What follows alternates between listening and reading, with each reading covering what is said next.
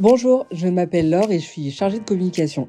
En tant que communicante publique, je travaille beaucoup avec le langage et c'est important de faire attention à ce qu'il véhicule parce que le sexisme ordinaire peut se cacher vraiment dans la moindre petite phrase.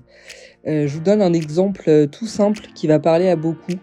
À l'école, tout le monde a entendu le masculin l'emporte sur le féminin. C'est aberrant, non? Et pourtant, c'est bien là-dessus qu'on construit notre apprentissage du français. Et c'est comme ça que tout un tas de stéréotypes naissent dans nos esprits. C'est donc important de lutter contre ces stéréotypes pour œuvrer pour une égalité réelle.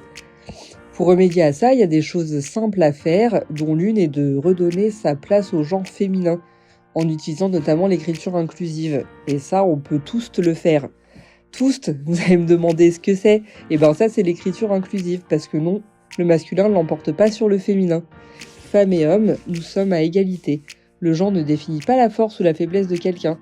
Alors, l'écriture inclusive, elle va essayer de rétablir un peu les choses, et c'est vrai qu'elle ne plaît malheureusement pas à tout le monde. Il y a des petites anecdotes de choses que j'ai entendues en travaillant sur le sujet, de gens qui disent autrice, c'est moche, camionneuse, c'est péjoratif, ou encore entraîneuse, c'est vulgaire. Mais la faute à qui? À des années de méconnaissance et de stéréotypes véhiculés.